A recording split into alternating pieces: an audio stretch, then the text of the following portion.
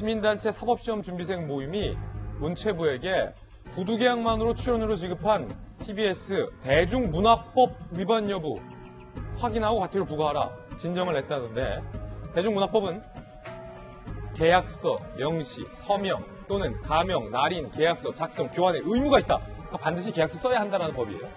위반 시 500만 원 이하의 과태료를 부과하게 돼 있는데 이걸 어겼다라는 게 사법시험 준비생 모임의 주장입니다. 자, 문체부가 답변을 냈습니다. 그런데 그 법은 맞는데 라디오는 영상물이 아니다. 그래서 과태료 부과 대상이 아니다. 라는 답변을 했다라고 합니다.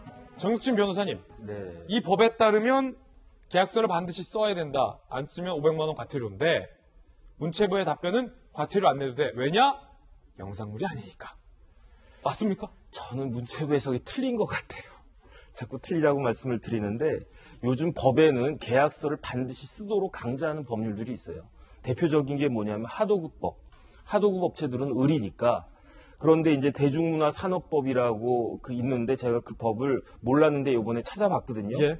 그 규정에 보면은 방송 영상물을 전제를 하는데 라디오가 영상인가? 저는 아닌 것 같다는 그런 생각은 들어요. 그런데 그 규정을 쭉 제가 자세히 봤더니 단순히 방송 영상물이 아니라 방송 영상물 등이라고 되어 있어요. 등. 그러니까 방송 영상에 준하는 여러 가지 것들. 그렇다라고 하면 뭐 일반 사람들 입장에서는 TV 방송이나 라디오 방송이나 방송은 방송 아니겠습니까? 여기서 제가 예리한 어떤 법률적 추가질이 들어가겠습니다. 네. 김어준 씨에게 지급된 200만 원가량의 이 출연료 논란 중에 야당이 입수해서 공개한 출연료 지급 요청서를 보면 150이 라디오고 50은 TBS가 동시에 송출하는 TV 출연료로 산정이 되어 있습니다. 거기에 들어가는 TV는 영상물이잖아요. 그러니까 그게 굉장히 예리하다라고 제가 생각을 하는데 저의 지적이 예리하다. 200 중에 150은 그 라디오니까 설령 문체부에서 이야기하는 것처럼 영상물이 아니니까 빠진다라고 쳐도 적어도 50만 원에 대해서는 계약서가 있었어야 된다라고 저는 생각을 갖다 하고요. 그렇군요. 그런데 결과적으로는 문체부 해석이 맞을 수 있다라는 생각이 든 것이 그건 또 무슨 말씀이세요? 제가 시행령을 찾아봤거든요. 시행령을 찾아봤더니 2조의 1호의 단서에 어떤 규정이 있냐면 보도나 교양은 제외한다 이렇게 돼 있어요. 그런데 그런 규정이 김어준 씨가 뭐 나와서 그렇게 노래 부르고 춤추고 그런 게 아니고 그거는 보도와 관련된 거 아니겠느냐.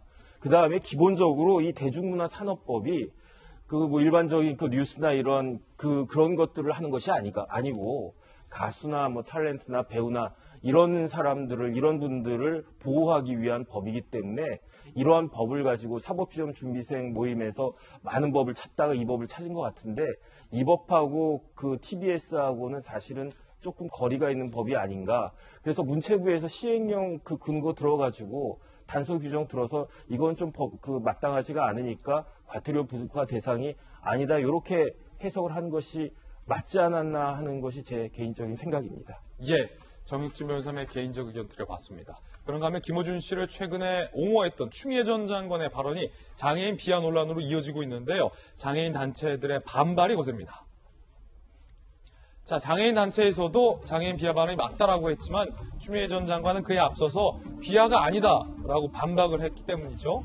한국장애인단체 총연맹에선 외눈 발언은 장애인 비하 맞다. 추 전 장관 사과해야 된다. 한국시각장애인연합회에서도 성명을 내기 위해 시각장애인 의견을 취합 중이라는 의견을 밝혔습니다.